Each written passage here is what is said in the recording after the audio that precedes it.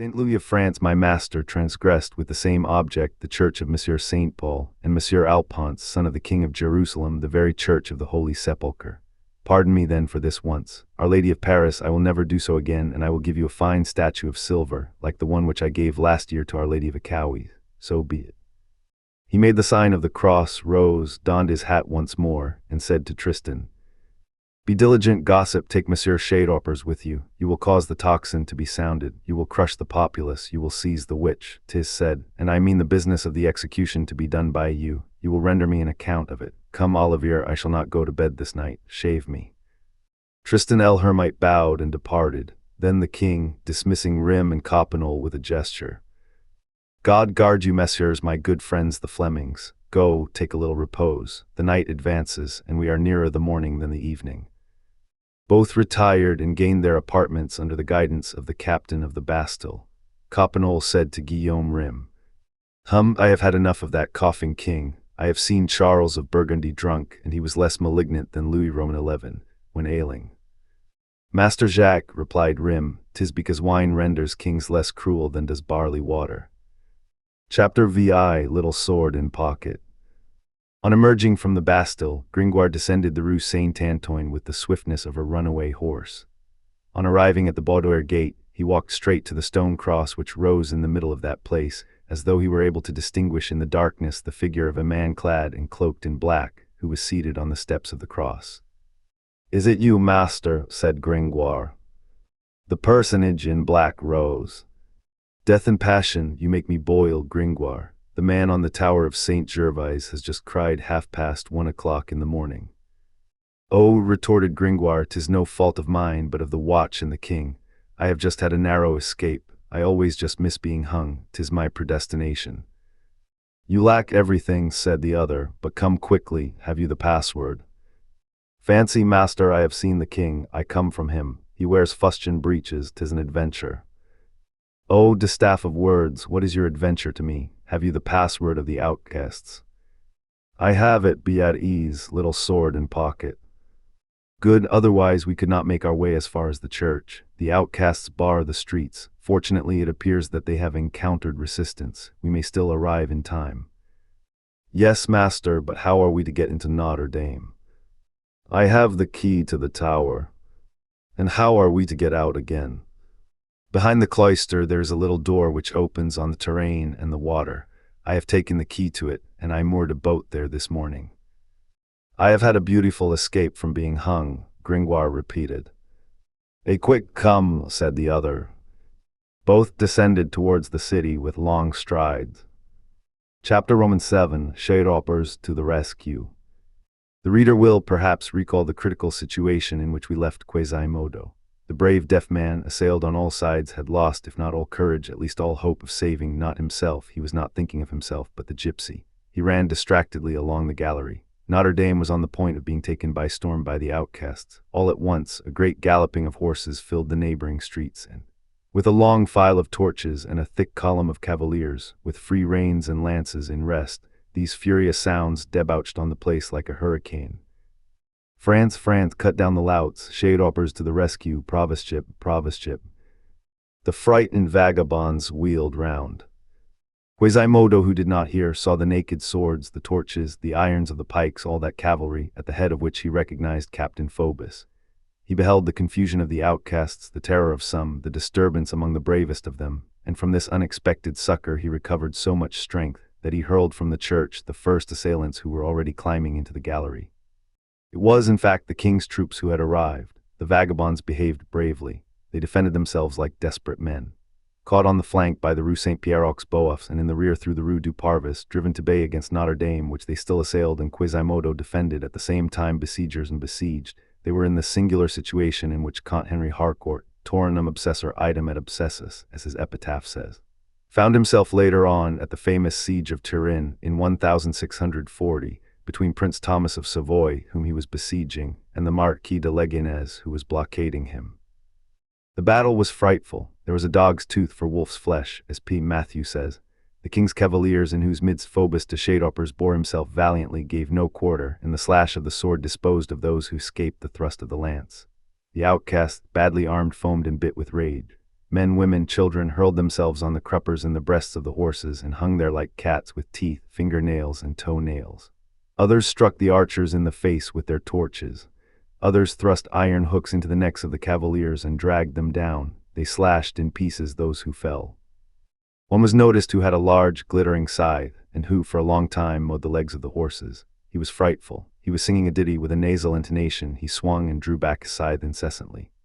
At every blow he traced around him a great circle of severed limbs. He advanced thus into the very thickest of the cavalry, with the tranquil slowness, the lolling of the head, and the regular breathing of a harvester attacking a field of wheat. It was Clopin Truelefu. A shot from an arquebus laid him low. In the meantime, windows had been opened again. The neighbors, hearing the war cries of the king's troops, had mingled in the affray, and bullets rained upon the outcasts from every story. The parvis was filled with a thick smoke, which the musketry streaked with flame. Through it one could confusedly distinguish the front of Notre-Dame, and the decrepit Hotel-Dieu with some wan invalids gazing down from the heights of its roof, all checkered with dormer windows.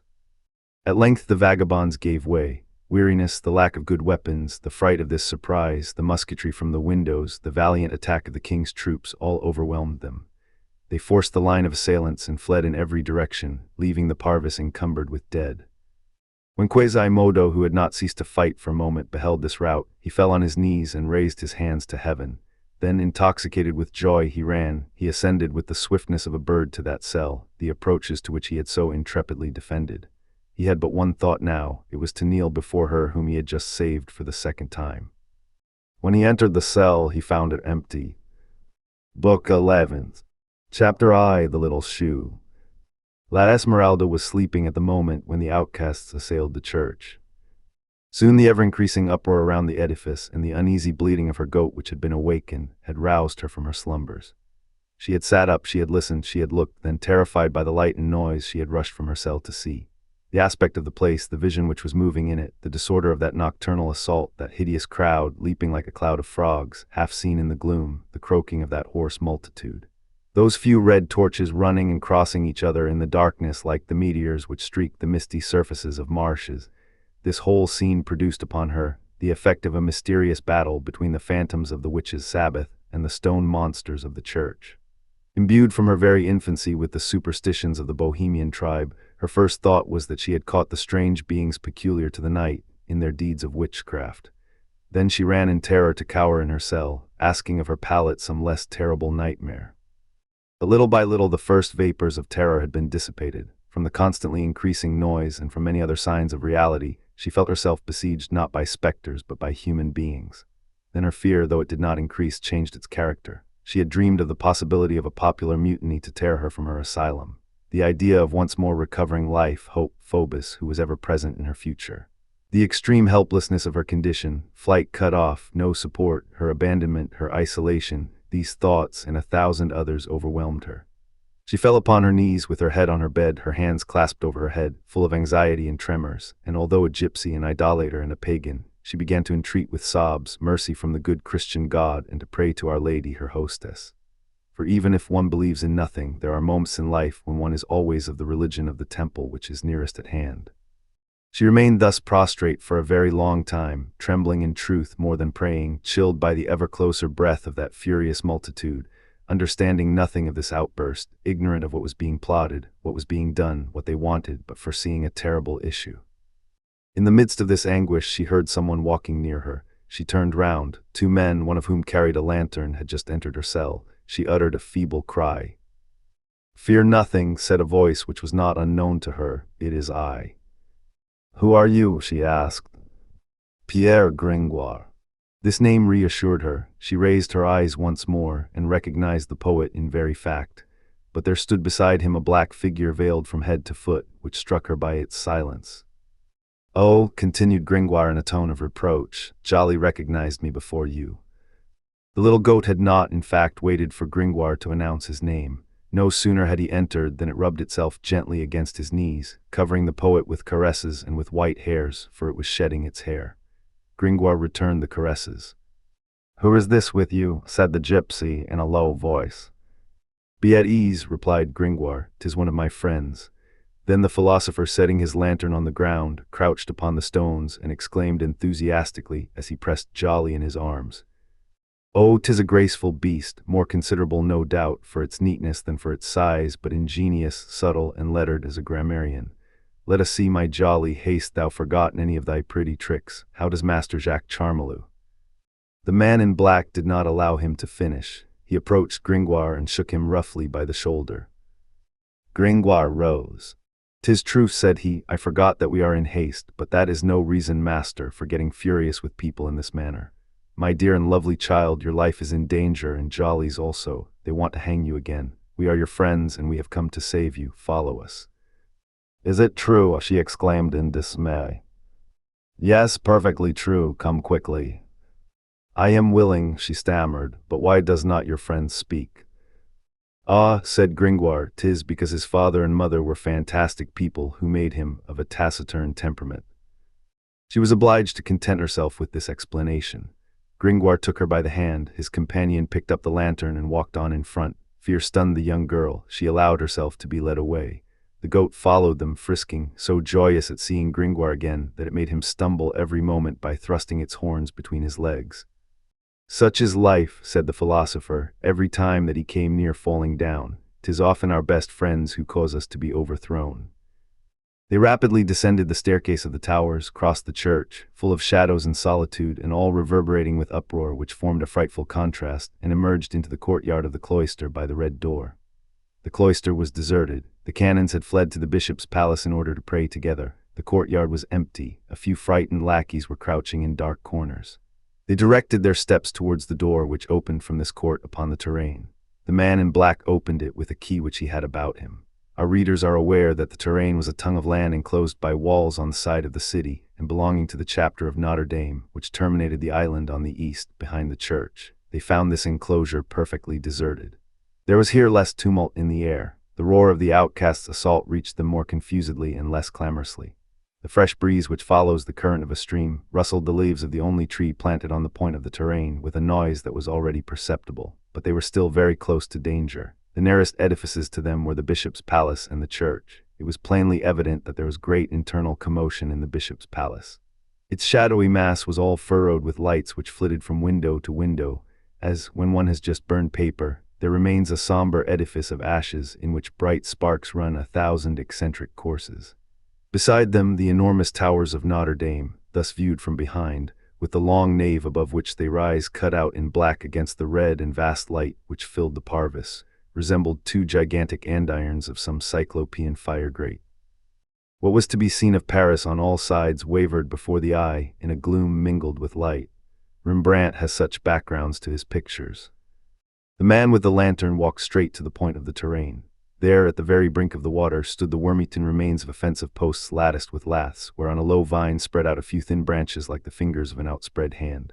Behind, in the shadow cast by this trellis, a little boat lay concealed. The man made a sign to Gringoire and his companion to enter. The goat followed them. The man was the last to step in. Then he cut the boat's moorings, pushed it from the shore with a long boat hook, and seizing 2 oars, seated himself in the bow, rowing with all his might towards midstream.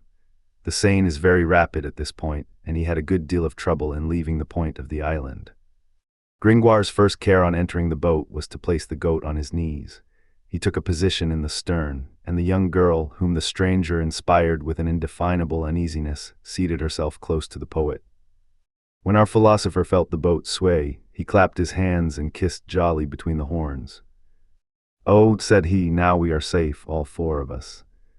He added with the air of a profound thinker, "One is indebted sometimes to fortune, sometimes to ruse, for the happy issue of great enterprises." The boat made its way slowly towards the right shore. The young girl watched the unknown man with secret terror. He had carefully turned off the light of his dark lantern. A glimpse could be caught of him in the obscurity in the bow of the boat like a specter. His cowl, which was still lowered, formed a sort of mask, and every time that he spread his arms, upon which hung large black sleeves as he rowed, one would have said they were 2 huge bats' wings. Moreover, he had not yet uttered a word or breathed a syllable. No other noise was heard in the boat than the splashing of the oars, mingled with the rippling of the water along her sides.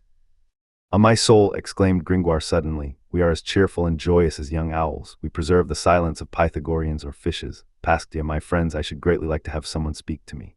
The human voice is music to the human ear. 'Tis not I who say that, but Didymus of Alexandria, and they are illustrious words. Assuredly, Didymus of Alexandria is no mediocre philosopher. One word, my lovely child, say but one word to me. I entreat you, by the way, you had a droll and peculiar little pout, do you still make it?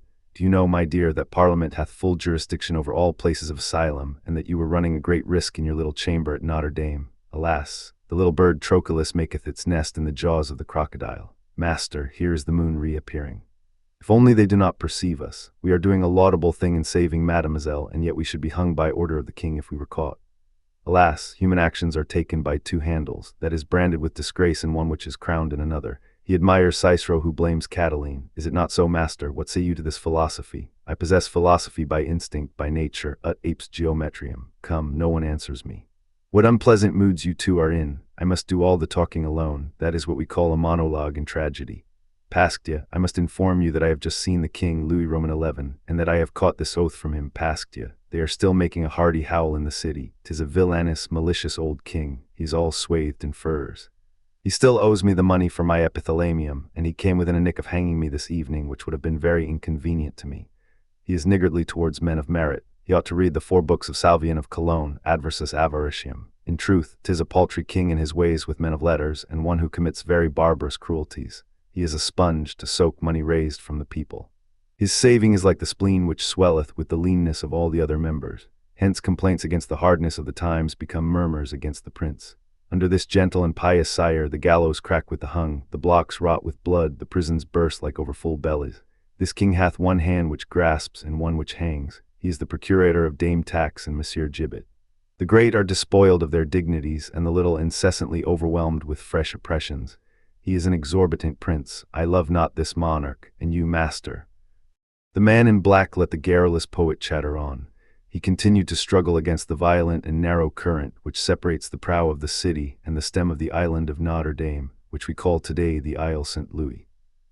By the way, master, continued Gringoire suddenly, at the moment when we arrived on the Parvis through the enraged outcasts, did your reverence observe that poor little devil whose skull your deaf man was just cracking on the railing of the Gallery of the Kings? I am nearsighted, and I could not recognize him. Do you know who he could be? The stranger answered not a word, but he suddenly ceased rowing, his arms fell as though broken, his head sank on his breast, and La Esmeralda heard him sigh convulsively. She shuddered. She had heard such sighs before.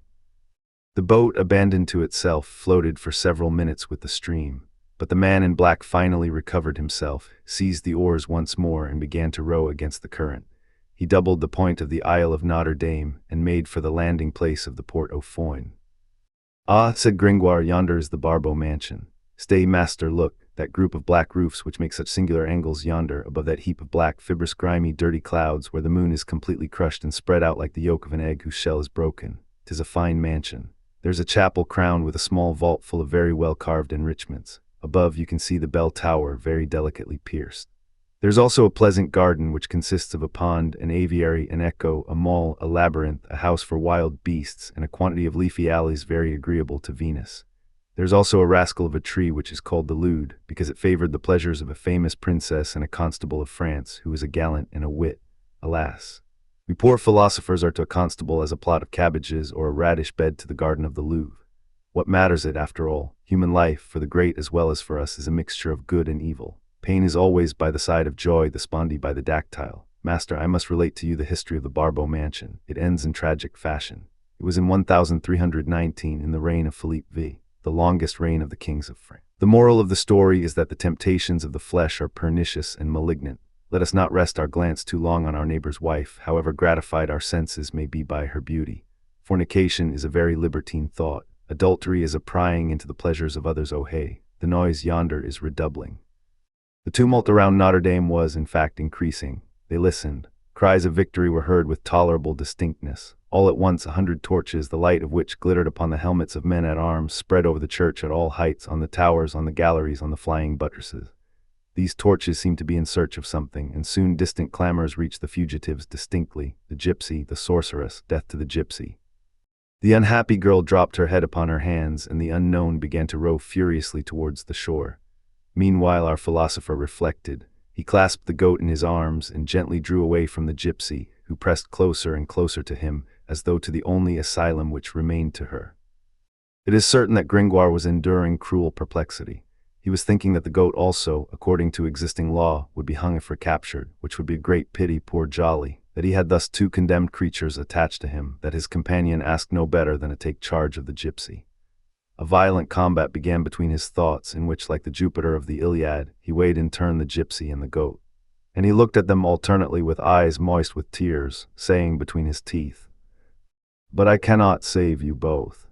A shock informed them that the boat had reached the land at last. The uproar still filled the city.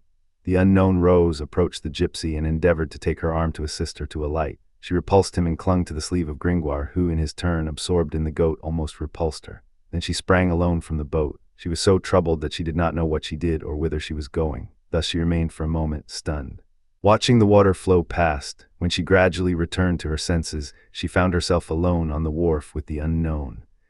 It appears that Gringoire had taken advantage of the moment of debarkation to slip away with the goat into the block of houses of the Rue Grenier-sur-Elo.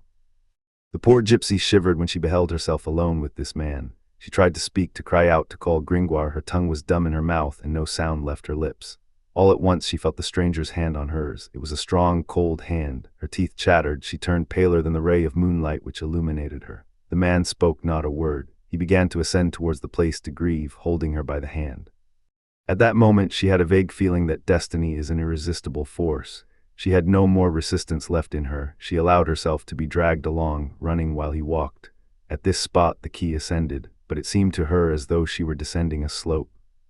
She gazed about her on all sides, not a single passerby. The quay was absolutely deserted. She heard no sound, she felt no people moving save in the tumultuous and glowing city, from which she was separated only by an arm of the Seine, and whence her name reached her, mingled with cries of death. The rest of Paris was spread around her in great blocks of shadows. Meanwhile the stranger continued to drag her along with the same silence and the same rapidity. She had no recollection of any of the places where she was walking. As she passed before a lighted window, she made an effort, drew up suddenly, and cried out, "Help!" The bourgeois who was standing at the window opened it, appeared there in his shirt with his lamp, stared at the quay with a stupid air, uttered some words which she did not understand, and closed his shutter again. It was her last gleam of hope extinguished. The man in black did not utter a syllable. He held her firmly and set out again at a quicker pace. She no longer resisted, but followed him, completely broken. From time to time she called together a little strength, and said, in a voice broken by the unevenness of the pavement and the breathlessness of their flight, "Who are you? Who are you?" He made no reply. They arrived thus, still keeping along the quay, at a tolerably spacious square. It was the Grève. In the middle a sort of black, erect cross was visible. It was the gallows. She recognized all this and saw where she was. The man halted, turned towards her, and raised his cowl. "Oh," she stammered, almost petrified. "I knew well that it was he again." It was the priest. He looked like the ghost of himself. That is an effect of the moonlight. It seems as though one beheld only the specters of things in that light. "Listen," he said to her, and she shuddered at the sound of that fatal voice which she had not heard for a long time. He continued speaking with those brief and panting jerks which betoken deep internal convulsions. "Listen, we are here. I am going to speak to you. This is the Grève. This is an extreme point. Destiny gives us to one another. I am going to decide as to your life. You will decide as to my soul. Here is a place, here is a night beyond which one sees nothing.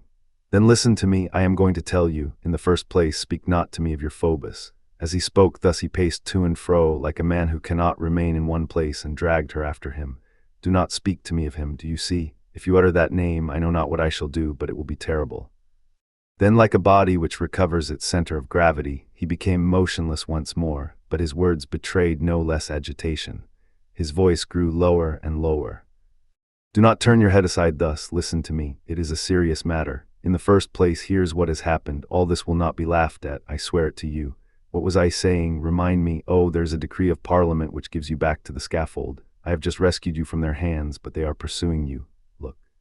He extended his arm toward the city. The search seemed in fact to be still in progress there. The uproar drew nearer. The tower of the lieutenant's house, situated opposite the Grève, was full of clamors and light, and soldiers could be seen running on the opposite quay with torches and these cries, "The gypsy! Where is the gypsy? Death! Death!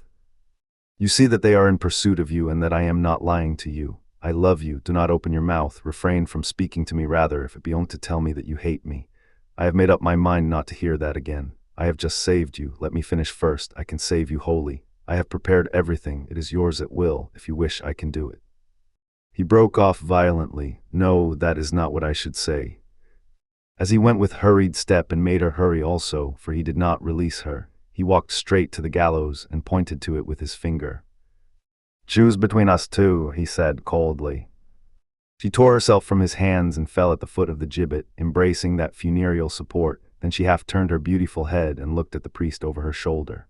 One would have said that she was a holy virgin at the foot of the cross. The priest remained motionless, his finger still raised toward the gibbet, preserving his attitude like a statue. At length the gypsy said to him, "It causes me less horror than you do." Then he allowed his arm to sink slowly and gazed at the pavement in profound dejection. "If these stones could speak," he murmured, "yes, they would say that a very unhappy man stands here." He went on. The young girl, kneeling before the gallows, enveloped in her long flowing hair, let him speak on without interruption. He now had a gentle and plaintive accent which contrasted sadly with the haughty harshness of his features. "I love you, oh how true that is, so nothing comes of that fire which burns my heart. Alas, young girl, night and day, yes, night and day I tell you, it is torture. Oh, I suffer too much, my poor child. 'Tis a thing deserving of compassion, I assure you. You see that I speak gently to you. I really wish that you should no longer cherish this horror of me. After all, if a man loves a woman, 'tis not his fault. Oh my God, what, so you will never pardon me? You will always hate me, all is over then. It is that which renders me evil, do you see, and horrible to myself. You will not even look at me. You are thinking of something else, perchance, while I stand here and talk to you, shuddering on the brink of eternity for both of us. Above all things, do not speak to me of the officer. I would cast myself at your knees. I would kiss not your feet, but the earth which is under your feet.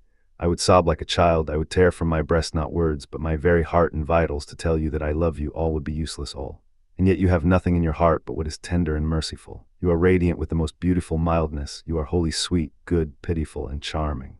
Alas, you cherish no ill will for anyone but me alone. Oh, what a fatality." He hid his face in his hands. The young girl heard him weeping. It was for the first time.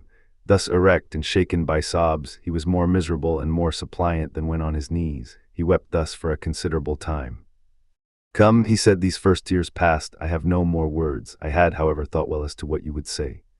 Now I tremble and shiver and break down at the decisive moment. I feel conscious of something supreme enveloping us, and I stammer, oh, I shall fall upon the pavement if you do not take pity on me, pity on yourself. Do not condemn us both. If you only knew how much I love you, what a heart is mine, oh, what desertion of all virtue. What desperate abandonment of myself. A doctor, I mock at science. A gentleman, I tarnish my own name. A priest, I make of the missal a pillow of sensuality. I spit in the face of my God. All this for thee, enchantress, to be more worthy of thy hell. And you will not of the apostate. Oh, let me tell you all, more still, something more horrible, oh, yet more horrible." As he uttered these last words, his air became utterly distracted. He was silent for a moment, and resumed, as though speaking to himself, and in a strong voice, "Cain, what hast thou done with thy brother?" There was another silence, and he went on, "What have I done with him, Lord? I received him, I reared him, I nourished him, I loved him, I idolized him, and I have slain him. Yes, Lord, they have just dashed his head before my eyes on the stone of thine house, and it is because of me, because of this woman, because of her." His eye was wild, his voice grew ever weaker. He repeated many times, yet mechanically, at tolerably long intervals, like a bell prolonging its last vibration, "Because of her, because of her." Then his tongue no longer articulated any perceptible sound, but his lips still moved. All at once he sank together, like something crumbling, and lay motionless on the earth, with his head on his knees. A touch from the young girl as she drew her foot from under him brought him to himself. He passed his hand slowly over his hollow cheeks and gazed for several moments at his fingers, which were wet. "What?" he murmured, "I have wept." And turning suddenly to the gypsy with unspeakable anguish, "Alas, you have looked coldly on at my tears. Child, do you know that those tears are of lava? Is it indeed true? Nothing touches when it comes from the man whom one does not love. If you were to see me die, you would laugh. Oh, I do not wish to see you die. One word, a single word of pardon. Say not that you love me, say only that you will do it. That will suffice. I will save you. If not, oh, the hour is passing. I entreat you by all that is sacred. Do not wait until I shall have turned to stone again, like that gibbet which also claims you. Reflect that I hold the destinies of both of us in my hand, that I am mad, it is terrible, that I may let all go to destruction, and that there is beneath us a bottomless abyss, unhappy girl, whither my fall will follow yours to all eternity. One word of kindness, say one word, only one word." She opened her mouth to answer him. He flung himself on his knees to receive with adoration the word, possibly a tender one, which was on the point of issuing from her lips. She said to him, "You are an assassin." The priest clasped her in his arms with fury and began to laugh with an abominable laugh. "Well, yes, an assassin," he said, "and I will have you. You will not have me for your slave, you shall have me for your master. I will have you, I have a den whither I will drag you. You will follow me, you will be obliged to follow me, or I will deliver you up. You must die, my beauty, or be mine. Belong to the priest, belong to the apostate, belong to the assassin, this very night, do you hear? Come, joy, kiss me, mad girl, the tomb or my bed." His eyes sparkled with impurity and rage. His lewd lips reddened the young girl's neck. She struggled in his arms. He covered her with furious kisses. "Do not bite me, monster," she cried. "Oh, the foul, odious monk, leave me. I will tear out thy ugly gray hair and fling it in thy face by the handful." He reddened, turned pale, then released her and gazed at her with a gloomy air. She thought herself victorious and continued, "I tell you that I belong to my Phobos, that 'tis Phobos whom I love, that 'tis Phobos who is handsome. You are old, priest, you are ugly, begone." He gave vent to a horrible cry, like the wretch to whom a hot iron is applied. "Die then," he said, gnashing his teeth. She saw his terrible look and tried to fly. He caught her once more, he shook her. He flung her on the ground and walked with rapid strides towards the corner of the Tour Roland, dragging her after him along the pavement by her beautiful hands. On arriving there, he turned to her. "For the last time, will you be mine?" She replied with emphasis, "No." Then he cried in a loud voice, "Usual, usual, here is the gypsy, take your vengeance." The young girl felt herself seized suddenly by the elbow. She looked. A fleshless arm was stretched from an opening in the wall and held her like a hand of iron. "Hold her well," said the priest. "'Tis the gypsy escaped. Release her not. I will go in search of the sergeants. You shall see her hanged." A guttural laugh replied from the interior of the wall to these bloody words. "Ha, ha, ha." The gypsy watched the priest retire in the direction of the Pont Notre-Dame. A cavalcade was heard in that direction. The young girl had recognized the spiteful recluse. Panting with terror, she tried to disengage herself. She writhed, she made many starts of agony and despair, but the other held her with incredible strength. The lean and bony fingers which bruised her clenched on her flesh and met around it. One would have said that this hand was riveted to her arm. It was more than a chain, more than a fetter, more than a ring of iron. It was a living pair of pincers endowed with intelligence, which emerged from the wall. She fell back against the wall exhausted, and then the fear of death took possession of her. She thought of the beauty of life, of youth, of the view of heaven, the aspects of nature, of her love for Phobos, of all that was vanishing and all that was approaching, of the priest who was denouncing her, of the headsman who was to come, of the gallows which was there.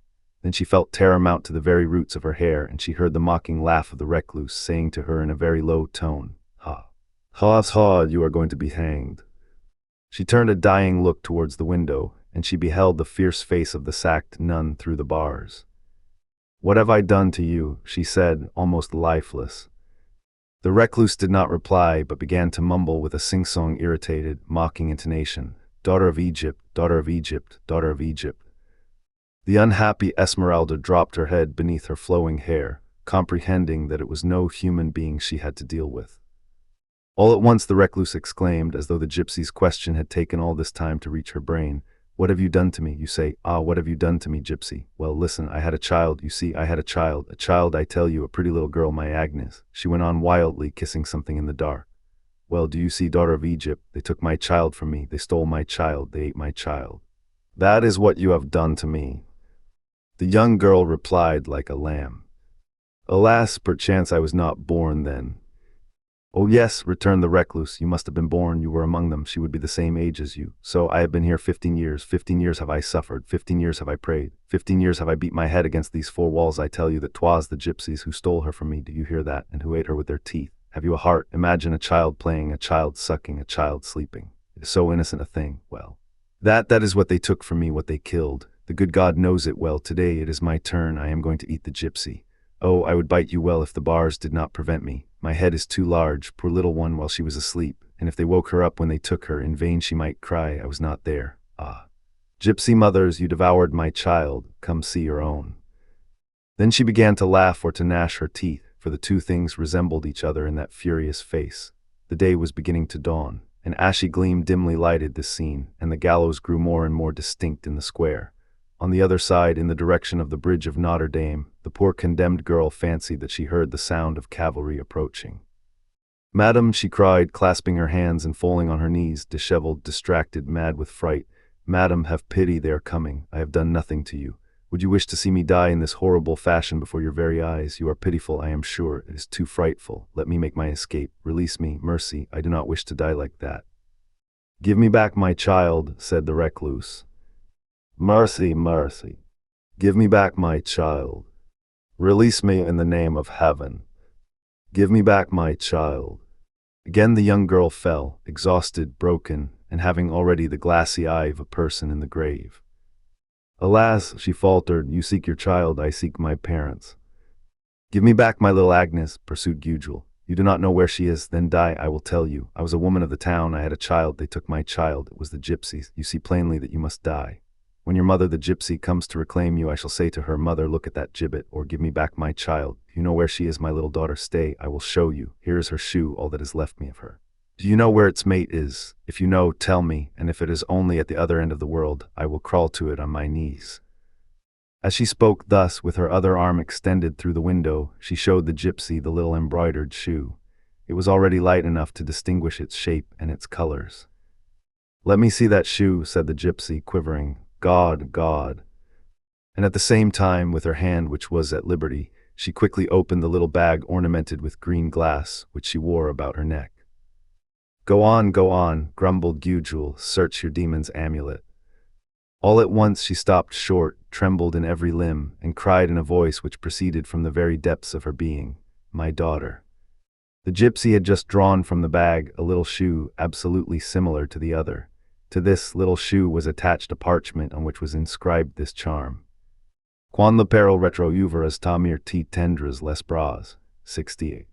Quicker than a flash of lightning, the recluse had laid the two shoes together, had read the parchment, and had put close to the bars of the window, her face beaming with celestial joy as she cried, My daughter, my daughter. My mother, said the gypsy. Here we are unequal to the task of depicting the scene. The wall and the iron bars were between them. Oh, the wall, cried the recluse. Oh, to see her and not to embrace her. Your hand, your hand. The young girl passed her arm through the opening. The recluse threw herself on that hand, pressed her lips to it, and there remained, buried in that kiss, giving no other sign of life than a sob which heaved her breast from time to time.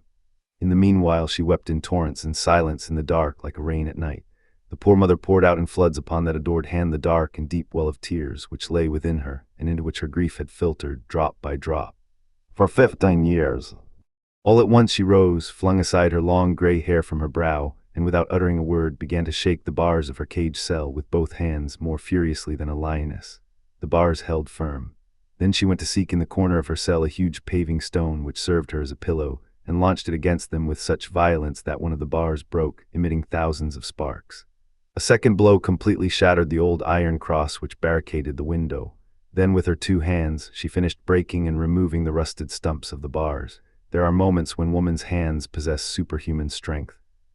A passage broken, less than a minute was required for her to seize her daughter by the middle of her body and draw her into her cell. Come, let me draw you out of the abyss, she murmured.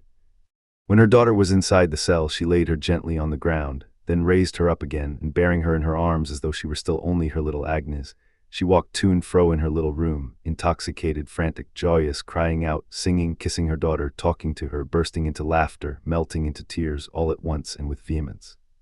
My daughter, she said, I have my daughter, here she is, the good God has given her back to me. Ha, you, come all of you, is there anyone there to see that I have my daughter? Lord Jesus, how beautiful she is.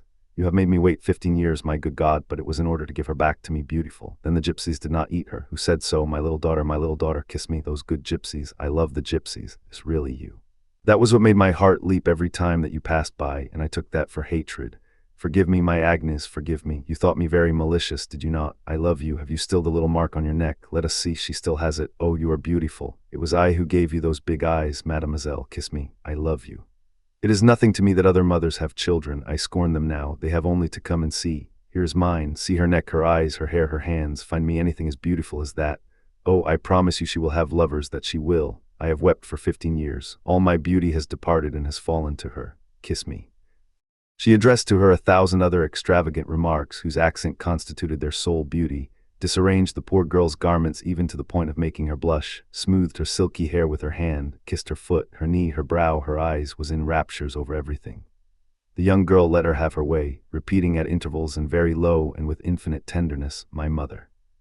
Do you see, my little girl, resumed the recluse, interspersing her words with kisses. I shall love you dearly. We will go away from here. We are going to be very happy. I have inherited something in rhymes in our country. You know rhymes? Ah, no, you do not know it. You were too small. If you only knew how pretty you were at the age of 4 months. Tiny feet that people came even from Epernay, which is 7 leagues away, to see. We shall have a field, a house. I will put you to sleep in my bed. My God, who would believe this? I have my daughter. Oh, my mother, said the young girl, at length finding strength to speak in her emotion. The gypsy woman told me so. There was a good gypsy of our band who died last year and who always cared for me like a nurse. It was she who placed this little bag about my neck. She always said to me, little one, guard this jewel well, 'tis a treasure. It will cause thee to find thy mother once again. Thou wearest thy mother about thy neck. The gypsy predicted it. The sacked nun again pressed her daughter in her arms. Come, let me kiss you, you say that prettily. When we are in the country, we will place these little shoes on an infant Jesus in the church. We certainly owe that to the good, holy Virgin. What a pretty voice you have. When you spoke to me just now, it was music. Ah, my Lord God, I have found my child again. But is this story credible? Nothing will kill one, or I should have died of joy. And then she began to clap her hands again, and to laugh, and to cry out, we are going to be so happy. At that moment the cell resounded with the clang of arms and a galloping of horses which seemed to be coming from the Pont Notre-Dame, amid advancing farther and farther along the quay. The gypsy threw herself with anguish into the arms of the sacked nun. Save me, mother, they are coming. Oh heaven, what are you saying? I had forgotten. They are in pursuit of you. What have you done? I know not, replied the unhappy child, but I am condemned to die. To die, said Hugo, staggering as though struck by lightning. To die, she repeated slowly, gazing at her daughter with staring eyes. Yes, mother, replied the frightened young girl. They want to kill me. They are coming to seize me. That gallows is for me. Save me, they are coming, save me. The recluse remained for several moments motionless and petrified. Then she moved her head in sign of doubt, and suddenly giving vent to a burst of laughter, but with that terrible laugh which had come back to her. Ho, ho, no, 'tis a dream of which you are telling me. Ah, yes, I lost her, that lasted 15 years, and then I found her again, and that lasted a minute, and they would take her from me again.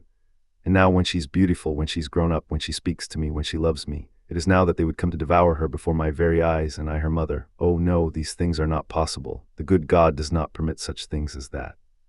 Here the cavalcade appeared to halt, and a voice was heard to say in the distance, This way, Messire Tristan, the priest says that we shall find her at the rat hole. The noise of the horses began again. The recluse sprang to her feet with a shriek of despair. Fly, fly, my child, all comes back to me, you are right, it is your death, horror, maledictions, fly. She thrust her head through the window and withdrew it again hastily.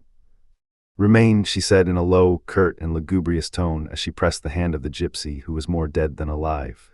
Remain, do not breathe, there are soldiers everywhere, you cannot get out, it is too light. Her eyes were dry and burning. She remained silent for a moment, but she paced the cell hurriedly, and halted now and then to pluck out handfuls of her gray hairs, which she afterwards tore with her teeth. Suddenly she said, They draw near, I will speak with them. Hide yourself in this corner, they will not see you. I will tell them that you have made your escape, that I released you, I faith. She set her daughter down, for she was still carrying her, in one corner of the cell which was not visible from without. She made her crouch down, arranged her carefully so that neither foot nor hand projected from the shadow, untied her black hair which she spread over her white robe to conceal it, placed in front of her jug and her paving stone, the only articles of furniture which she possessed, imagining that this jug and stone would hide her. And when this was finished she became more tranquil and knelt down to pray. The day, which was only dawning, still left many shadows in the rat hole. At that moment the voice of the priest, that infernal voice, passed very close to the cell, crying, This way, Captain Phobos de Chairopers. At that name, at that voice, La Esmeralda, crouching in her corner, made a movement. Do not stir, said Hugo. She had barely finished when a tumult of men, swords, and horses halted around the cell. The mother rose quickly and went to post herself before her window in order to stop it up. She beheld a large troop of armed men, both horse and foot, drawn up on the greave. The commander dismounted and came toward her. Old woman, said this man who had an atrocious face, we are in search of a witch to hang her. We were told that you had her. The poor mother assumed as indifferent an air as she could, and replied, I know not what you mean. The other resumed, Tertia, what was it that frightened archdeacon said, where is he? Monseigneur, said a soldier, he has disappeared. Come now, old madwoman, began the commander again, do not lie. A sorceress was given in charge to you. What have you done with her? The recluse did not wish to deny all, for fear of awakening suspicion, and replied in a sincere and surly tone. If you are speaking of a big young girl who was put into my hands a while ago, I will tell you that she bit me, and that I released her. There, leave me in peace. The commander made a grimace of disappointment. Don't lie to me, old spectre, said he. My name is Tristan el Hermite, and I am the king's gossip. Tristan the Hermit, do you hear? He added, as he glanced at the place to grieve around him. 'Tis a name which has an echo here. You might be Satan the Hermit, replied Gujuel, who was regaining hope, but I should have nothing else to say to you, and I should never be afraid of you. Tertia, said Tristan, here is a crone. Ah, so the witch girl hath fled, and in which direction did she go? Gujuel replied in a careless tone. Through the Rue du Mountain, I believe. Tristan turned his head and made a sign to his troop to prepare to set out on the march again. The recluse breathed freely once more. Monseigneur, suddenly said an archer, ask the old elf why the bars of her window are broken in this manner. This question brought anguish again to the heart of the miserable mother. Nevertheless, she did not lose all presence of mind. They have always been thus, she stammered. Bah, retorted the archer, only yesterday they still formed a fine black cross which inspired devotion. Tristan cast a sidelong glance at the recluse. I think the old dame is getting confused. The unfortunate woman felt that all depended on her self-possession, and although with death in her soul she began to grin, mothers possess such strength. Bah, said she, the man is drunk. 'Tis more than a year since the tail of a stone cart dashed against my window and broke in the grating, and how I cursed the carter too. 'Tis true, said another archer, I was there. Always and everywhere people are to be found who have seen everything. This unexpected testimony from the archer re-encouraged the recluse, whom this interrogatory was forcing to cross an abyss on the edge of a knife, but she was condemned to a perpetual alternative of hope and alarm.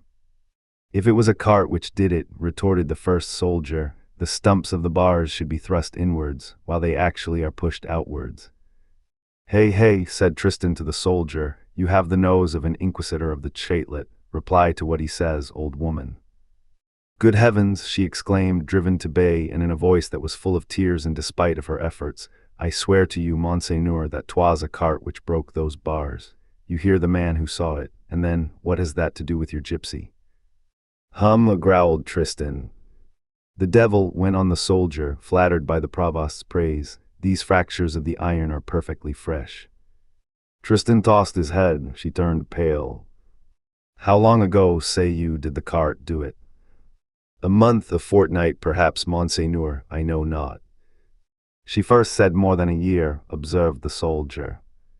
That is suspicious, said the provost. Monseigneur, she cried, still pressed against the opening and trembling lest suspicion should lead them to thrust their heads through and look into her cell. Monseigneur, I swear to you that 'twas a cart which broke this grating.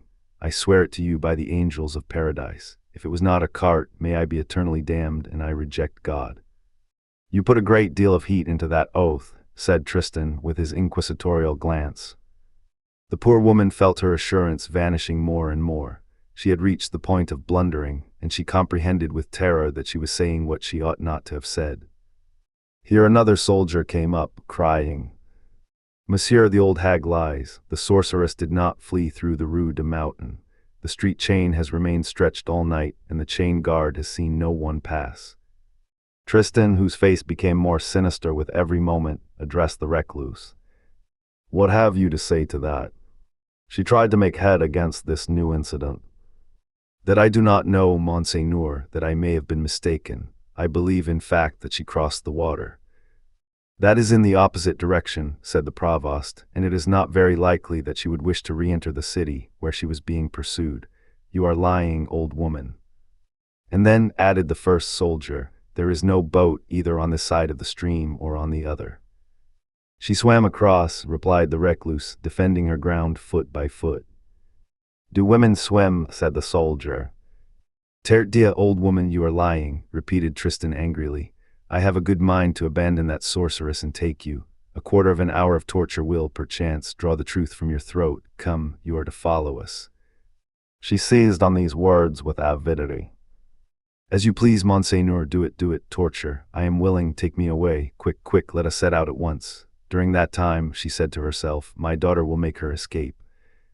Es death, said the provost, what an appetite for the rack. I understand not this madwoman at all.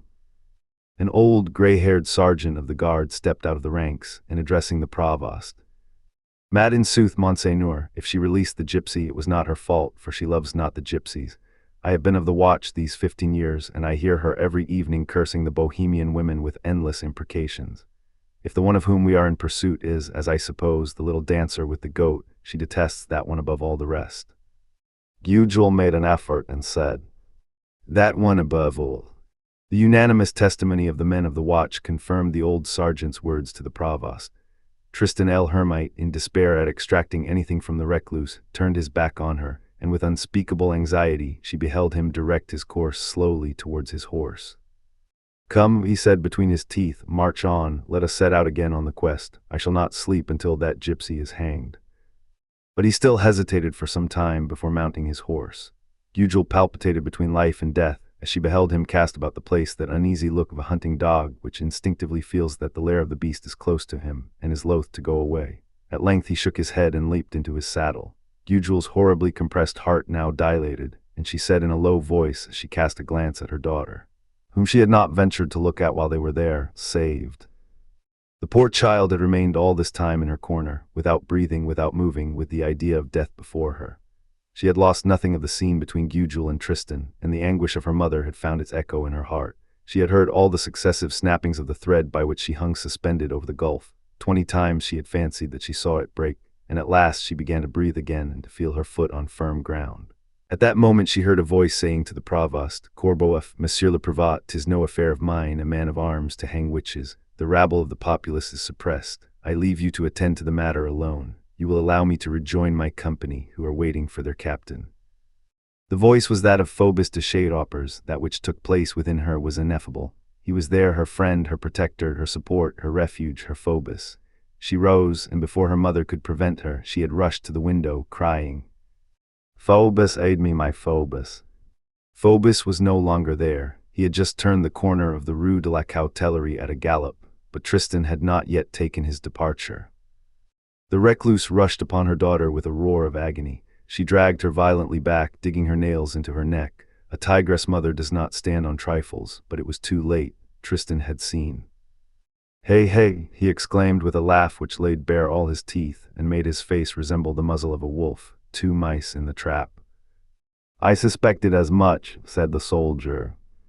Tristan clapped him on the shoulder. You are a good cat. Come, he added, where is Henriette, cousin? A man who had neither the garments nor the air of a soldier stepped from the ranks. He wore a costume half gray, half brown, flat hair, leather sleeves, and carried a bundle of ropes in his huge hand. This man always attended Tristan, who always attended Louis Roman XI. Friend, said Tristan el Hermite, I presume that this is the sorceress of whom we are in search. You will hang me this one. Have you your ladder? There is one yonder under the shed of the pillar house, replied the man. Is it on this justice that the thing is to be done? He added, pointing to the stone gibbet. Yes. Ho hey, continued the man with a huge laugh, which was still more brutal than that of the provost. We shall not have far to go. Make haste, said Tristan, you shall laugh afterwards. In the meantime, the recluse had not uttered another word since Tristan had seen her daughter, and all hope was lost. She had flung the poor gypsy, half dead, into the corner of the cellar, and had placed herself once more at the window with both hands resting on the angle of the sill like 2 claws. In this attitude she was seen to cast upon all those soldiers her glance which had become wild and frantic once more. At the moment when Rennet cousin approached her cell, she showed him so savage a face that he shrank back. Monseigneur, he said, returning to the provost, which am I to take? The young one. So much the better, for the old one seemeth difficult. Poor little dancer with the goat, said the old sergeant of the watch. Rennet cousin approached the window again. The mother's eyes made his own droop. He said with a good deal of timidity, Madam. She interrupted him in a very low but furious voice. What do you ask? It is not you, he said, it is the other. What other? The young one.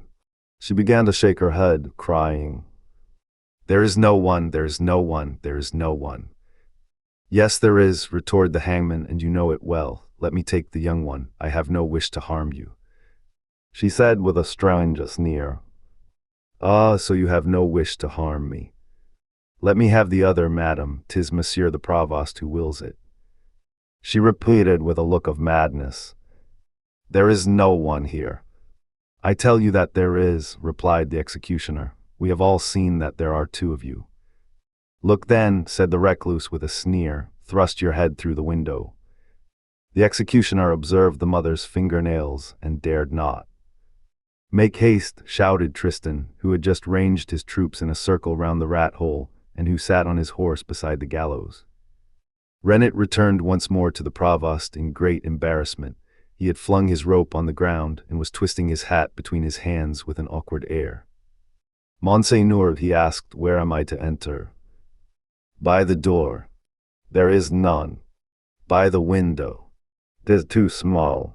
Make it larger, said Tristan angrily. Have you not pickaxes? The mother still looked on steadfastly from the depths of her cavern. She no longer hoped for anything. She no longer knew what she wished, except that she did not wish them to take her daughter. Rennet cousin went in search of the chest of tools for the night man under the shed of the pillar house. He drew from it also the double ladder, which he immediately set up against the gallows. 5 or 6 of the provost's men armed themselves with picks and crowbars, and Tristan betook himself, in company with them, towards the window. Old woman, said the provost in a severe tone, deliver up to us that girl quietly. She looked at him like one who does not understand. Tert dia, continued Tristan, why do you try to prevent this sorceress being hung as it pleases the king? The wretched woman began to laugh in her wild way. Why, she is my daughter. The tone in which she pronounced these words made even Henriette cousin shudder. I am sorry for that, said the provost, but it is the king's good pleasure. She cried, redoubling her terrible laugh. What is your king to me? I tell you that she is my daughter. Pierce the wall, said Tristan. In order to make a sufficiently wide opening, it sufficed to dislodge one course of stone below the window.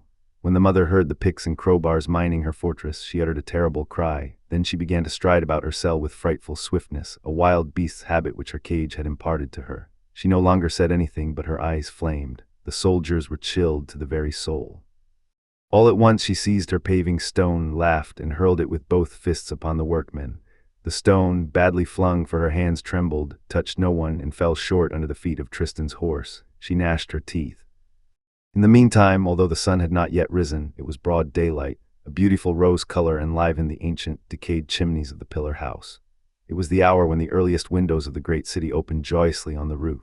Some workmen, a few fruit sellers on their way to the markets on their asses, began to traverse the Greve. They halted for a moment before this group of soldiers clustered round the rat hole, stared at it with an air of astonishment, and passed on.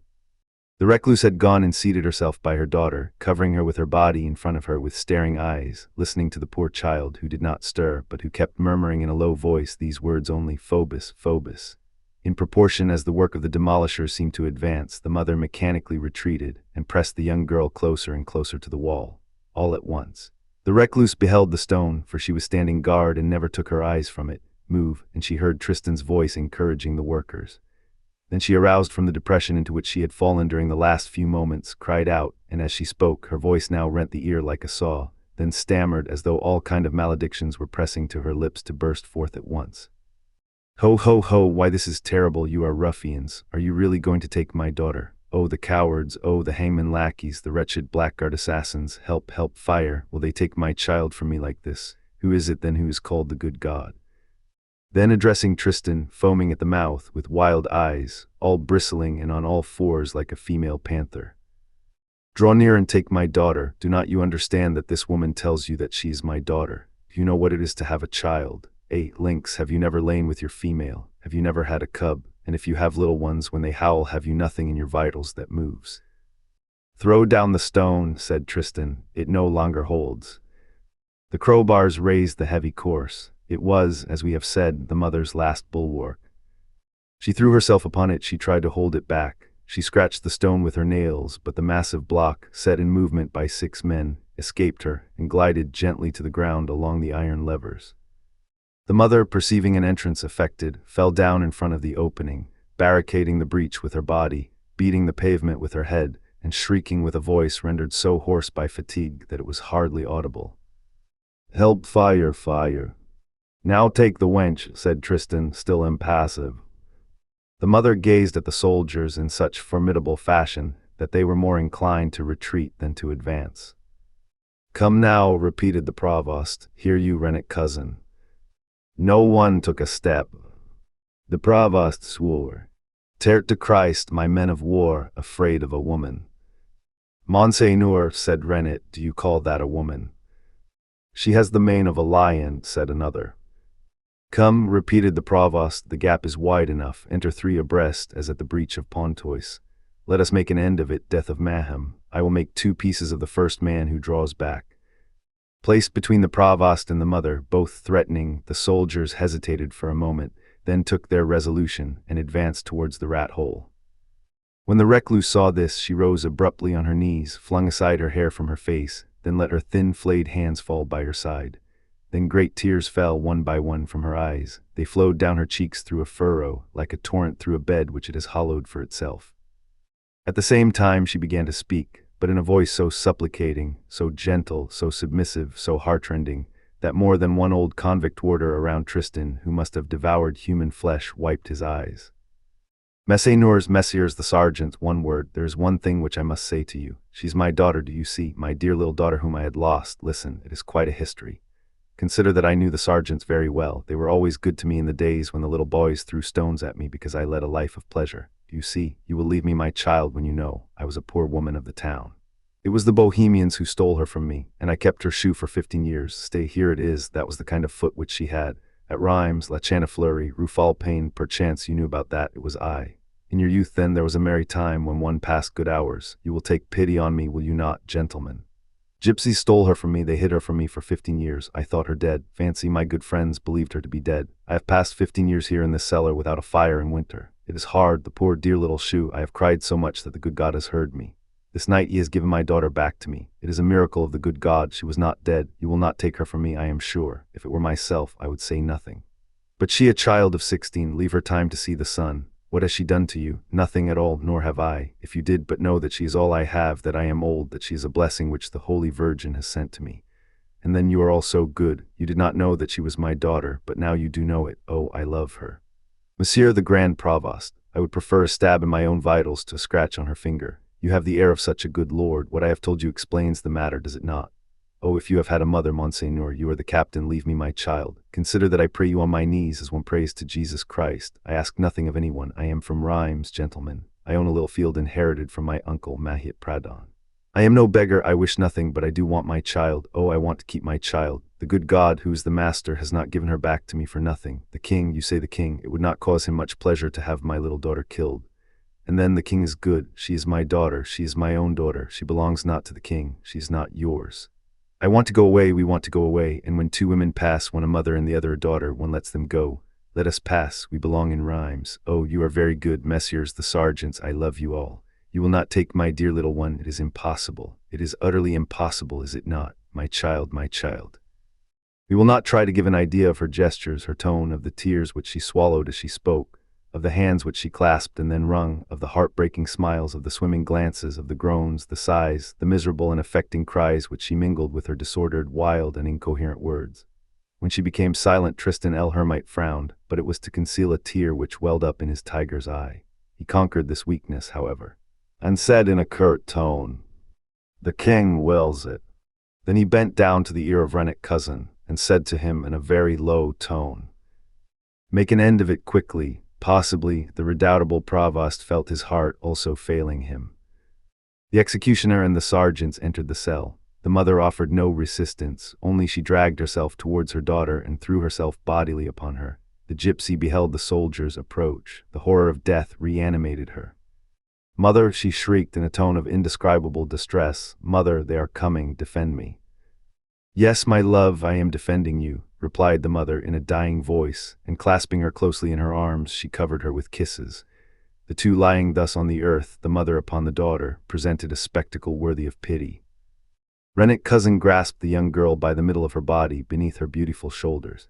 When she felt that hand, she cried, "Hugh," and fainted. The executioner, who was shedding large tears upon her, drop by drop, was about to bear her away in his arms. He tried to detach the mother, who had, so to speak, knotted her hands around her daughter's waist, but she clung so strongly to her child that it was impossible to separate them.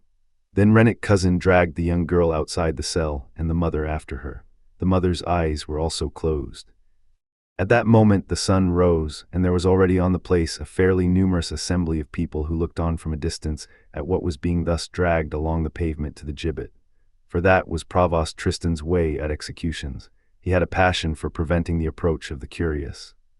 There was no one at the windows. Only at a distance, at the summit of that one of the towers of Notre-Dame which commands the Greve, two men outlined in black against the light morning sky, and who seemed to be looking on, were visible. Rennet cousin paused at the foot of the fatal ladder with that which he was dragging, and barely breathing with so much pity did the thing inspire him, he passed the rope around the lovely neck of the young girl. The unfortunate child felt the horrible touch of the hemp. She raised her eyelids and saw the fleshless arm of the stone gallows extended above her head. Then she shook herself and shrieked in a loud and heartrending voice, "No, no, I will not." Her mother, whose head was buried and concealed in her daughter's garments, said not a word. Only her whole body could be seen to quiver, and she was heard to redouble her kisses on her child. The executioner took advantage of this moment to hastily loose the arms with which she clasped the condemned girl. Either through exhaustion or despair, she let him have his way. Then he took the young girl on his shoulder, from which the charming creature hung, gracefully bent over his large head. Then he set his foot on the ladder in order to ascend. That moment the mother, who was crouching on the pavement, opened her eyes wide. Without uttering a cry, she raised herself erect with a terrible expression. Then she flung herself upon the hand of the executioner like a beast on its prey and bit it. It was done like a flash of lightning. The headsman howled with pain. Those nearby rushed up. With difficulty they withdrew his bleeding hand from the mother's teeth. She preserved a profound silence. They thrust her back with much brutality, and noticed that her head fell heavily on the pavement. They raised her. She fell back again. She was dead. The executioner, who had not loosed his hold on the young girl, began to ascend the ladder once more.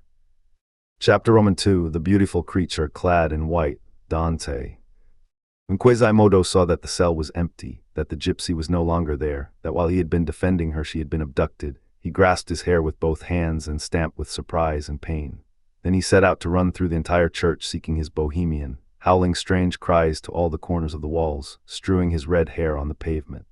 It was just at the moment when the king's archers were making their victorious entrance into Notre-Dame.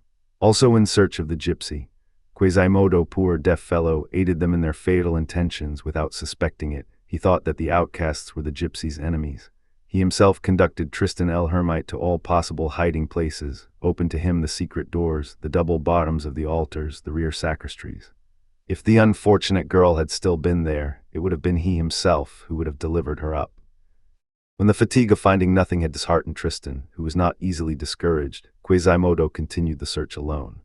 He made the tour of the church 20 times, length and breadth, up and down, ascending and descending, running, calling, shouting, peeping, rummaging, ransacking, thrusting his head into every hole, pushing a torch under every vault, despairing mad. A male who has lost his female is no more roaring nor more haggard. At last, when he was sure, perfectly sure, that she was no longer there, that all was at an end, that she had been snatched from him, he slowly mounted the staircase to the towers, that staircase which he had ascended with so much eagerness and triumph on the day when he had saved her. He passed those same places once more with drooping head, voiceless, tearless, almost breathless. The church was again deserted and had fallen back into its silence. The archers had quitted it to track the sorceress in the city. Quasimodo, left alone in that vast Notre-Dame, so besieged and tumultuous but a short time before, once more betook himself to the cell where the gypsy had slept for so many weeks under his guardianship. As he approached it, he fancied that he might perhaps find her there. When, at the turn of the gallery which opens on the roof of the side aisles, he perceived the tiny cell with its little window and its little door crouching beneath a great flying buttress like a bird's nest under a branch, the poor man's heart failed him, and he leaned against a pillar to keep from falling. He imagined that she might have returned thither, that some good genius had, no doubt, brought her back. That this chamber was too tranquil, too safe, too charming for her not to be there, and he dared not take another step for fear of destroying his illusion. Yes, he said to himself, perchance she is sleeping or praying, I must not disturb her. At length he summoned up courage, advanced on tiptoe, looked, entered, empty. The cell was still empty. The unhappy deaf man walked slowly round it, lifted the bed and looked beneath it, as though she might be concealed between the pavement and the mattress. Then he shook his head and remained stupefied. All at once he crushed his torch under his foot, and without uttering a word, without giving vent to a sigh, he flung himself at full speed, head foremost against the wall, and fell fainting on the floor. When he recovered his senses, he threw himself on the bed and, rolling about, he kissed frantically the place where the young girl had slept and which was still warm. He remained there for several moments as motionless as though he were about to expire. Then he rose, dripping with perspiration, panting, mad, and began to beat his head against the wall with the frightful regularity of the clapper of his bells, and the resolution of a man determined to kill himself. At length he fell a second time, exhausted. He dragged himself on his knees outside the cell and crouched down facing the door in an attitude of astonishment. He remained thus for more than an hour without making a movement, with his eye fixed on the deserted cell, more gloomy and more pensive than a mother seated between an empty cradle and a full coffin. He uttered not a word. Only at long intervals a sob heaved his body violently, but it was a tearless sob, like summer lightning which makes no noise. It appears to have been then that, seeking at the bottom of his lonely thoughts for the unexpected abductor of the gypsy, he thought of the archdeacon. He remembered that Dom Claude alone possessed the key to the staircase leading to the cell. He recalled his nocturnal attempts on the young girl, in the first of which he quasi-modo had assisted, the second of which he had prevented. He recalled 1,000 details, and soon he no longer doubted that the archdeacon had taken the gypsy. Nevertheless, such was his respect for the priest, such his gratitude, his devotion, his love for this man had taken such deep root in his heart, that they resisted, even at this moment, the talons of jealousy and despair.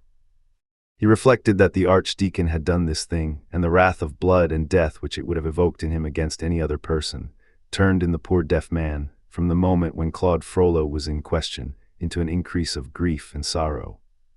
At the moment when his thought was thus fixed upon the priest, while the daybreak was whitening the flying buttresses, he perceived on the highest story of Notre-Dame, at the angle formed by the external balustrade as it makes the turn of the chancel, a figure walking. This figure was coming towards him. He recognized it. It was the archdeacon. Claude was walking with a slow, grave step. He did not look before him as he walked. He was directing his course towards the northern tower, but his face was turned aside towards the right bank of the Seine, and he held his head high as though trying to see something over the roofs. The owl often assumes this oblique attitude. It flies towards one point and looks towards another. In this manner the priest passed above Quasimodo without seeing him. The deaf man, who had been petrified by this sudden apparition, beheld him disappear through the door of the staircase to the north tower. The reader is aware that this is the tower from which the Hôtel de Ville is visible. Quasimodo rose and followed the archdeacon. Quasimodo ascended the tower staircase for the sake of ascending it, for the sake of seeing why the priest was ascending it. Moreover, the poor bellringer did not know what he, Quasimodo, should do, what he should say, what he wished. He was full of fury and full of fear. The archdeacon and the gypsy had come into conflict in his heart. When he reached the summit of the tower, before emerging from the shadow of the staircase and stepping upon the platform, he cautiously examined the position of the priest. The priest's back was turned to him. There is an open-work balustrade which surrounds the platform of the bell tower. The priest, whose eyes looked down upon the town, was resting his breast on that one of the four sides of the balustrades which looks upon the Pont Notre-Dame. Quasimodo, advancing with the tread of a wolf behind him, went to see what he was gazing at thus. The priest's attention was so absorbed elsewhere that he did not hear the deaf man walking behind him. Paris is a magnificent and charming spectacle, and especially at that day, viewed from the top of the towers of Notre-Dame in the fresh light of a summer dawn. The day might have been in July. The sky was perfectly serene. Some tardy stars were fading away at various points, and there was a very brilliant one in the east, in the brightest part of the heavens. The sun was about to appear. Paris was beginning to move. A very white and very pure light brought out vividly to the eye all the outlines that its thousands of houses present to the east. The giant shadow of the towers leaped from roof to roof, from one end of the great city to the other. There were several quarters from which were already heard voices and noisy sounds. Here the stroke of a bell, there the stroke of a hammer, beyond, the complicated clatter of a cart in motion. Already several columns of smoke were being belched forth from the chimneys scattered over the whole surface of roof, as through the fissures of an immense sulphurous crater. The river, which ruffles its waters against the arches of so many bridges, against the points of so many islands, was wavering with silvery fold.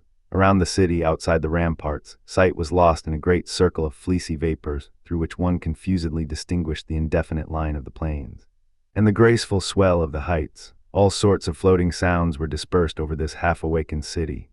Toward the east, the morning breeze chased a few soft white bits of wool torn from the misty fleece of the hills. In the parvis, some good women who had their milk jugs in their hands were pointing out to each other with astonishment the singular dilapidation of the great door of Notre-Dame and the two solidified streams of lead in the crevices of the stone. This was all that remained of the tempest of the night. The bonfire lighted between the towers by Quasimodo had died out. Tristan had already cleared up the place and had the dead thrown into the Seine. Kings like Louis Roman XI are careful to clean the pavement quickly after a massacre. Outside the balustrade of the tower, directly under the point where the priest had paused, there was one of those fantastically carved stone gutters with which Gothic edifices bristle, and in a crevice of that gutter, two pretty wallflowers in blossom, shaken out and vivified, as it were, by the breath of air, made frolicsome salutations to each other. Above the towers, on high, far away in the depths of the sky, the cries of little birds were heard. But the priest was not listening to, was not looking at, anything of all this. He was one of the men for whom there are no mornings, no birds, no flowers. In that immense horizon, which assumed so many aspects about him, his contemplation was concentrated on a single point. Quasimodo was burning to ask him what he had done with the gypsy, but the archdeacon seemed to be out of the world at that moment. He was evidently in one of those violent moments of life when one would not feel the earth crumble. He remained motionless and silent, with his eyes steadily fixed on a certain point. And there was something so terrible about this silence and immobility that the savage bellringer shuddered before it and dared not come in contact with it. Only.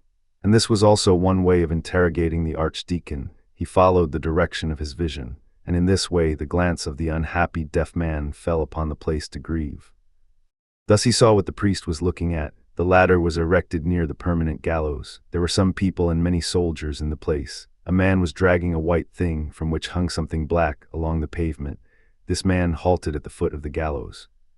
Here something took place which Quasimodo could not see very clearly. It was not because his only eye had not preserved its long range, but there was a group of soldiers which prevented his seeing everything.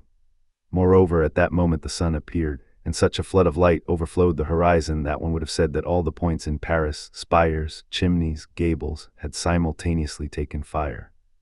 Meanwhile the man began to mount the ladder. Then Quasimodo saw him again distinctly. He was carrying a woman on his shoulder, a young girl dressed in white. That young girl had a noose about her neck. Quasimodo recognized her. It was she. The man reached the top of the ladder. There he arranged the noose. Here the priest, in order to see the better, knelt upon the balustrade.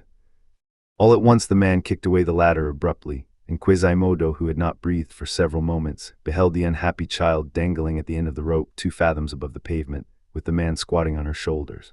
The rope made several gyrations on itself, and Quasimodo beheld horrible convulsions run along the gypsy's body.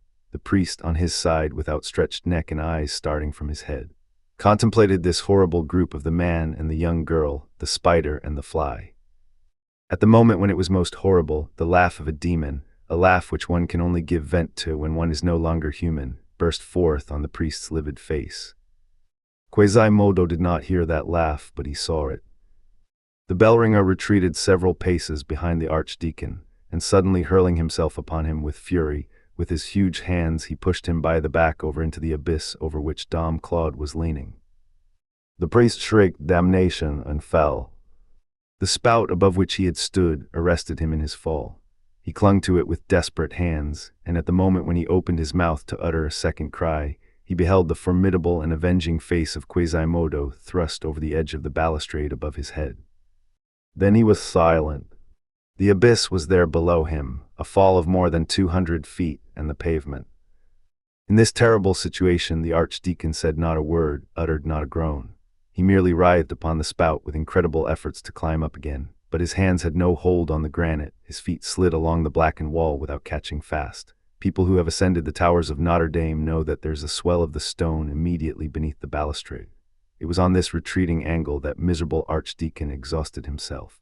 He had not to deal with a perpendicular wall, but with one which sloped away beneath him. Quasimodo had but to stretch out his hand in order to draw him from the gulf, but he did not even look at him. He was looking at the greave, he was looking at the gallows, he was looking at the gypsy.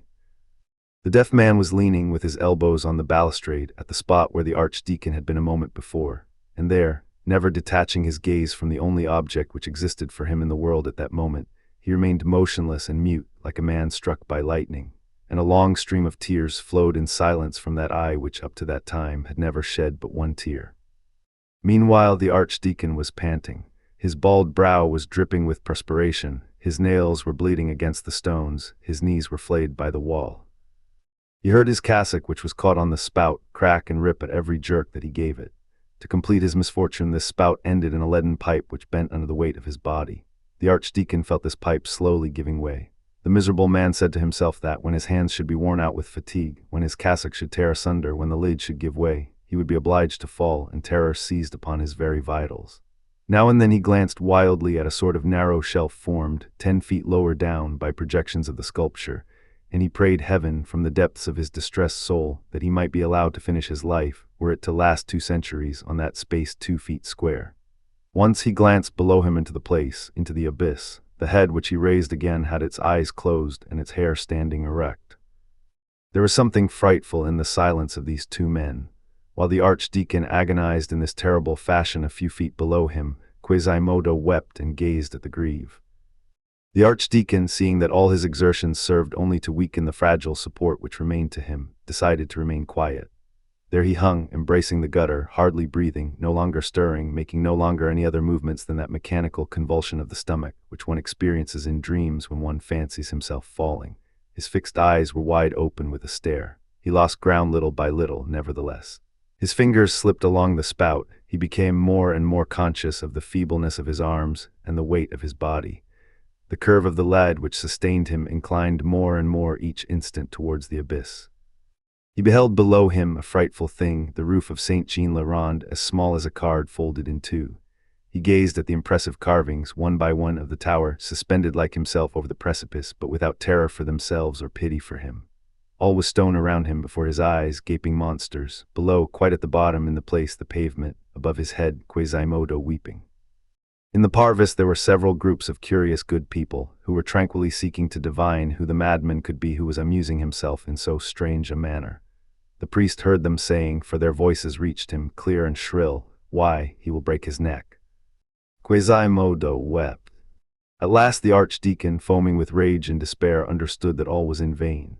Nevertheless, he collected all the strength which remained to him for a final effort. He stiffened himself upon the spout, pushed against the wall with both his knees, clung to a crevice in the stones with his hands, and succeeded in climbing back with 1 foot perhaps, but this effort made the leaden beak on which he rested bend abruptly. His cassock burst open at the same time. Then, feeling everything give way beneath him, with nothing but his stiffened and failing hands to support him, the unfortunate man closed his eyes and let go of the spout.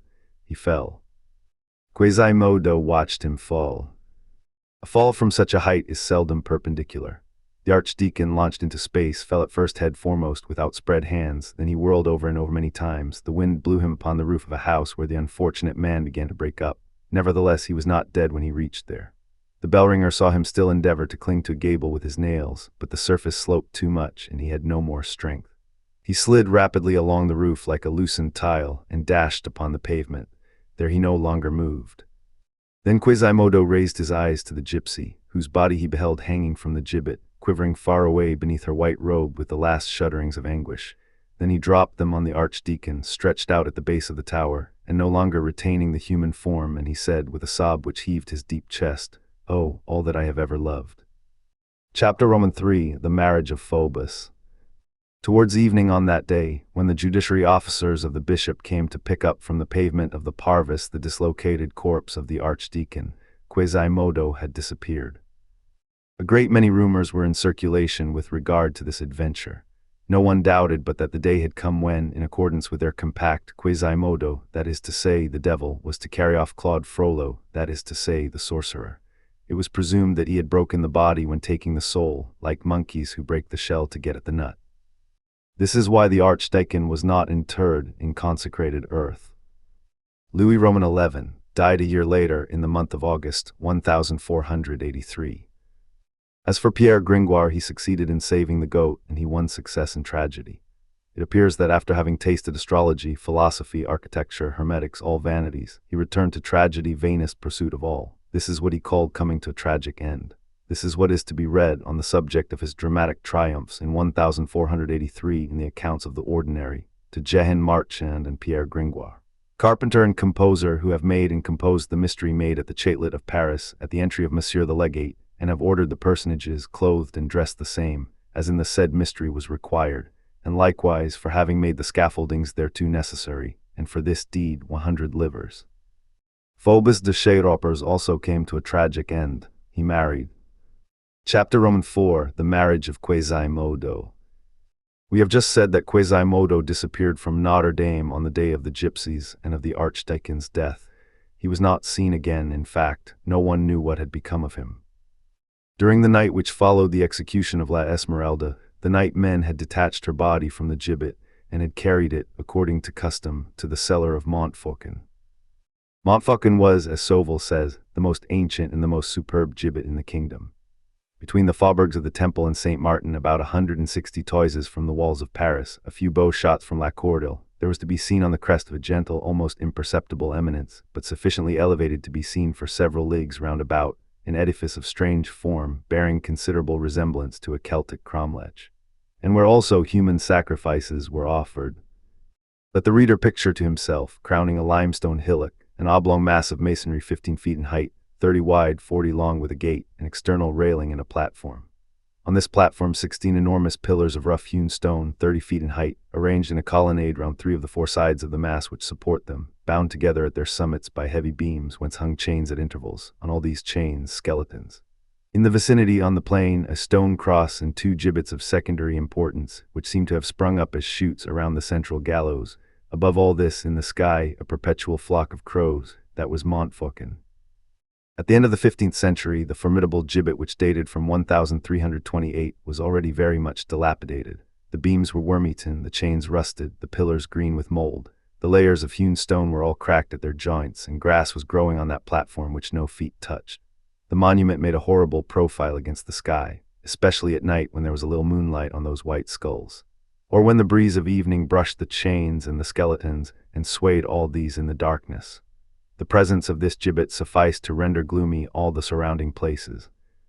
Mass of masonry which served as foundation to the odious edifice was hollow. A huge cellar had been constructed there, closed by an old iron grating which was out of order, into which were cast not only the human remains which were taken from the chains of Montfaucon, but also the bodies of all the unfortunates executed on the other permanent gibbets of Paris. To that deep charnel house, where so many human remains and so many crimes have rotted in company. Many great ones of this world, many innocent people have contributed their bones, from Enguerrand de Marigny, the first victim and a just man, to Admiral de Coligny, who was its last, and who was also a just man. As for the mysterious disappearance of Quasimodo, this is all that we have been able to discover. About 18 months or 2 years after the events which terminate this story, when search was made in that cavern for the body of Olivier le Dame, who had been hanged 2 days previously, and to whom Charles Roman VIII had granted the favor of being buried in St. Laurent in better company, they found among all those hideous carcasses 2 skeletons, one of which held the other in its embrace. One of these skeletons, which was that of a woman, still had a few strips of a garment which had once been white, and around her neck was to be seen a string of Adrazarach beads with a little silk bag ornamented with green glass, which was open and empty. These objects were of so little value that the executioner had probably not cared for them. The other, which held this one in a close embrace, was the skeleton of a man. It was noticed that his spinal column was crooked, his head seated on his shoulder blades, and that one leg was shorter than the other. Moreover, there was no fracture of the vertebrae at the nape of the neck, and it was evident that he had not been hanged. Hence, the man to whom it had belonged had come thither and had died there. When they tried to detach the skeleton which he held in his embrace, he fell to dust. Note added to the definitive edition. It is by mistake that this edition was announced as augmented by many new chapters. The word should have been unpublished. In fact, if by new, newly made is to be understood, the chapters added to this edition are not new. They were written at the same time as the rest of the work, they date from the same epoch and sprang from the same thought, they have always formed a part of the manuscript of Notre-Dame de Paris. Moreover, the author cannot comprehend how fresh developments could be added to a work of this character after its completion. This is not to be done at will. According to his idea, a romance is born in a manner that is, in some sort, necessary with all its chapters. A drama is born with all its scenes. Think not that there is anything arbitrary in the numbers of parts of which that whole, that mysterious microcosm which you call a drama or a romance, is composed. Grafting and soldering take badly on works of this nature, which should gush forth in a single stream and so remain. The thing once done, do not change your mind, do not touch it up. The book once published, the sex of the work, whether virile or not, has been recognized and proclaimed. When the child has once uttered his first cry, he is born, there he is made so. Neither father nor mother can do anything. He belongs to the air and to the sun. Let him live or die such as he is. Has your book been a failure? So much the worse. Add no chapters to an unsuccessful book. Is it incomplete? You should have completed it when you conceived it. Is your tree crooked? You cannot straighten it up. Is your romance consumptive? Is your romance not capable of living? You cannot supply it with the breath which it lacks. Has your drama been born lame? Take my advice and do not provide it with a wooden leg. Hence the author attaches particular importance to the public knowing for a certainty that the chapters here added have not been made expressly for this reprint.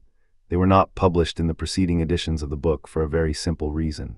At the time when Notre-Dame de Paris was printed the first time, the manuscript of these 3 chapters had been mislaid. It was necessary to rewrite them or to dispense with them. The author considered that the only 2 of these chapters which were in the least important owing to their extent were chapters on art and history which in no way interfered with the groundwork of the drama and the romance, that the public would not notice their loss, and that he, the author, would alone be in possession of the secret.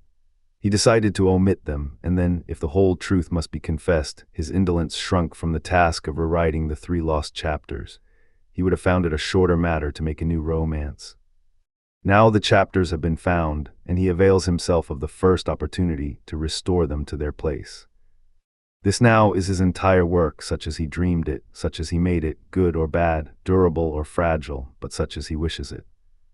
These recovered chapters will possess no doubt but little value in the eyes of persons, otherwise very judicious, who have sought in Notre-Dame de Paris only the drama, the romance.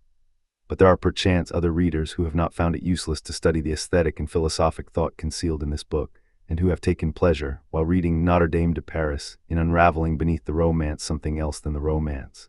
And in following, may we be pardoned these rather ambitious expressions, the system of the historian and the aim of the artist through the creation of the poet.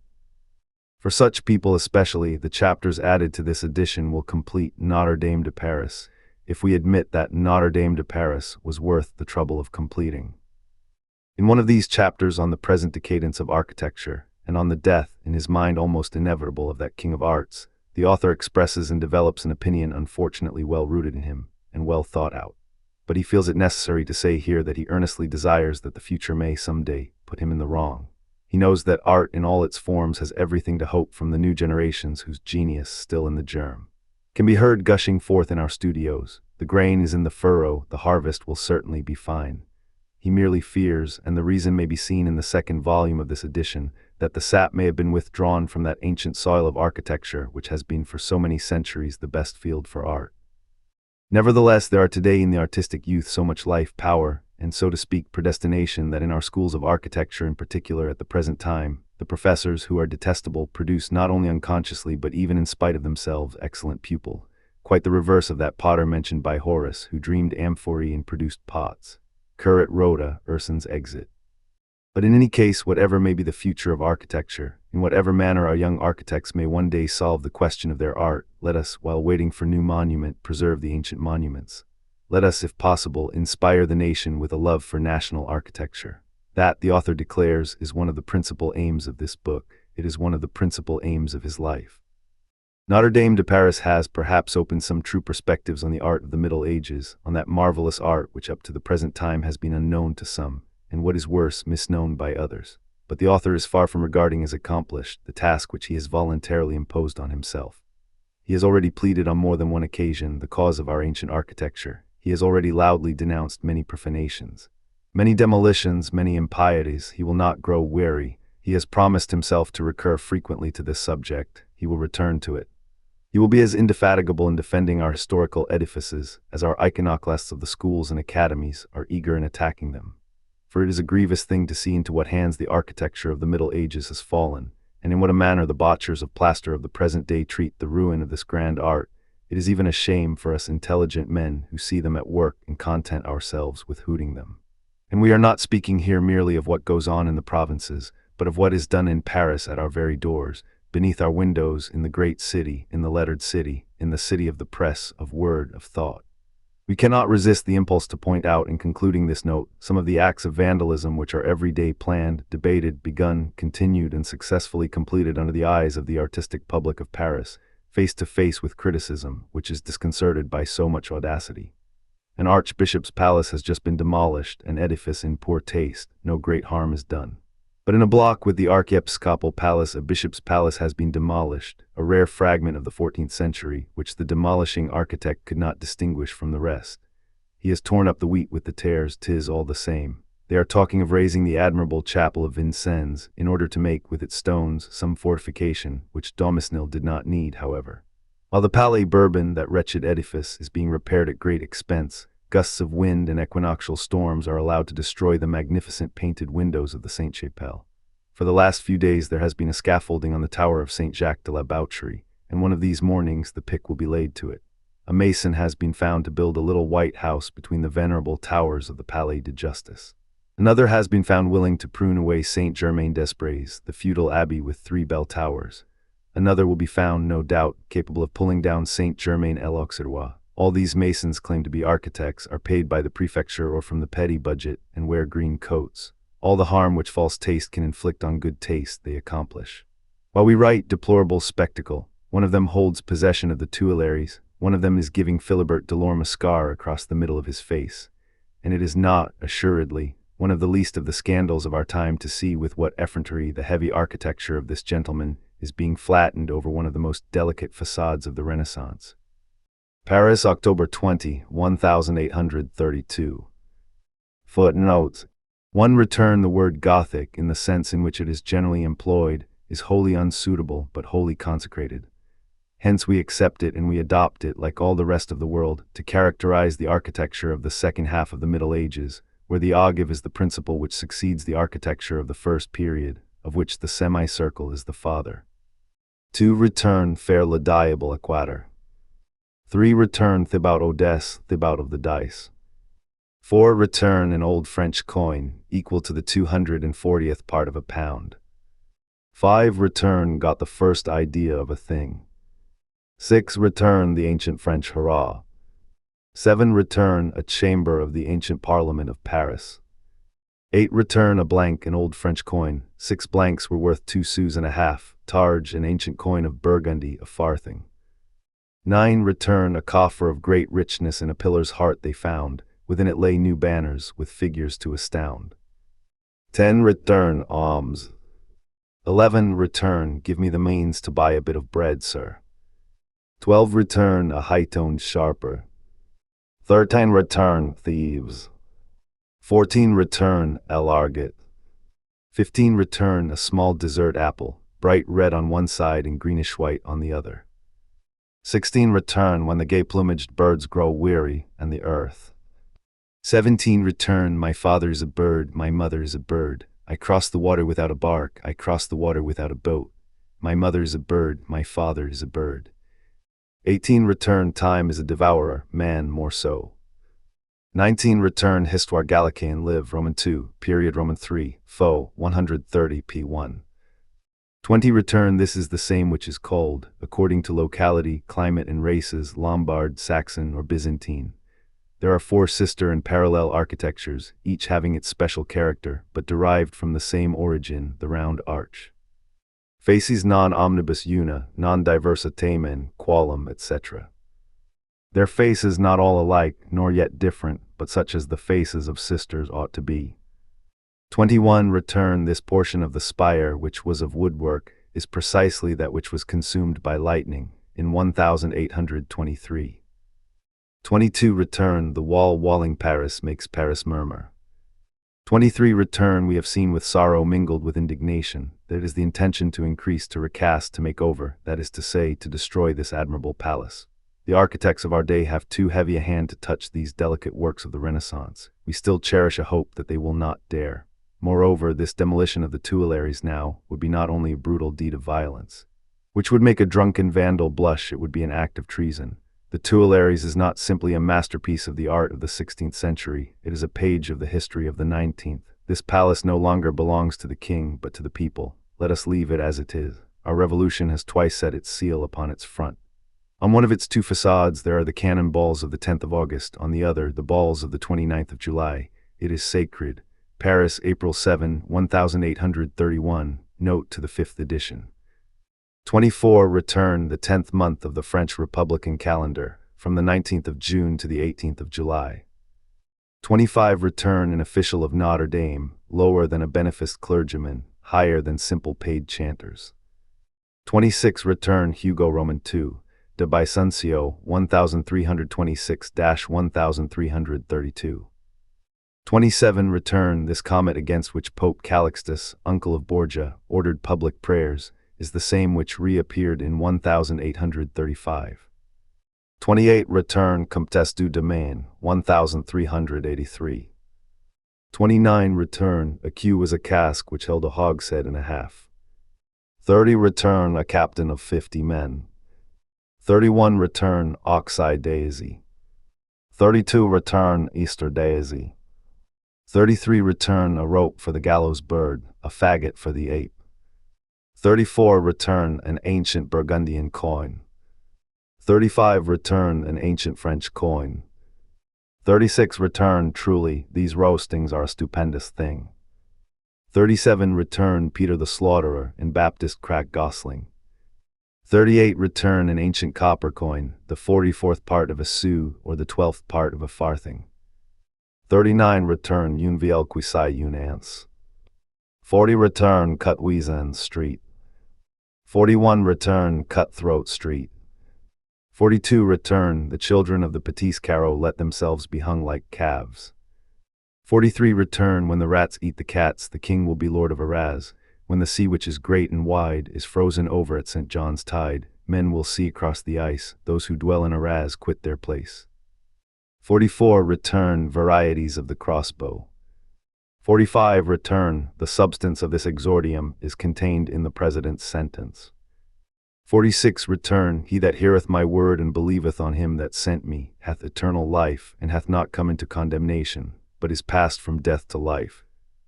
47 return out of the belly of hell cried I, and thou heardest my voice. For thou hadst cast me into the deep in the midst of the seas, and the floods compassed me about. 48 return go now soul, trembling in the balance, and God have mercy upon thee. 49 return Lord have mercy upon us. 50 return all thy waves and thy billows have gone over me. 51 return bark, grieve, grumble, grieve, spin, spin my distaff, spin her rope for the hangman who is whistling in the meadow. What a beautiful hempen rope, so hemp not wheat from Issy to Vanver. The thief hath not stolen the beautiful hempen rope. Grumble, grieve, bark, grieve, to see the dissolute wench hang on the blear-eyed gibbet, windows are eyes. 52 return look not at the face, young girl, look at the heart. The heart of a handsome young man is often deformed. There are hearts in which love does not keep. Young girl, the pine is not beautiful, it is not beautiful like the poplar, but it keeps its foliage in winter. Alas, what is the use of saying that? That which is not beautiful has no right to exist. Beauty loves only beauty. April turns her back on January. Beauty is perfect. Beauty can do all things. Beauty is the only thing which does not exist by halves. The raven flies only by day. The owl flies only by night. The swan flies by day and by night. 53 return Saul's Neufs, Poulets Taes. 54 return an arrow with a pyramidal head of iron and copper spiral wings, by which a rotatory motion was communicated. 55 return a game played on a checkerboard containing 3 concentric sets of squares, with small stones. The game consisted in getting 3 stones in a row. 56 return good night, father and mother, the last cover up the fire. 57 return that I will drink no spiced and honeyed wine for a year, if I am lying now. 58 return, and by the blood of God, I have neither faith nor law, nor fire nor dwelling place, nor king nor God. 59 return men of the brotherhood of slang, thieves. 60 return cutthroat, coupgule being the vulgar word for cut weasand. 61 return the representation of a monstrous animal, solemnly drawn about in Tarascon and other French towns. 62 return an arrow with a pyramidal head of iron and copper spiral wings, by which a rotatory motion was communicated. 63 return the city of Cambrai is well dressed, Marafin plundered it. 64 return an ancient long measure in France, containing 6 feet and nearly 5 inches English measure. 65 return Master Jean Balou has lost sight of his bishoprics. Monsieur of Verdun has no longer one, all have been killed off. 66 return one in charge of the highways. 67 return a lord having a right on the woods of his vassals. 68 return when thou shalt find its mate, thy mother will stretch out her arms to thee.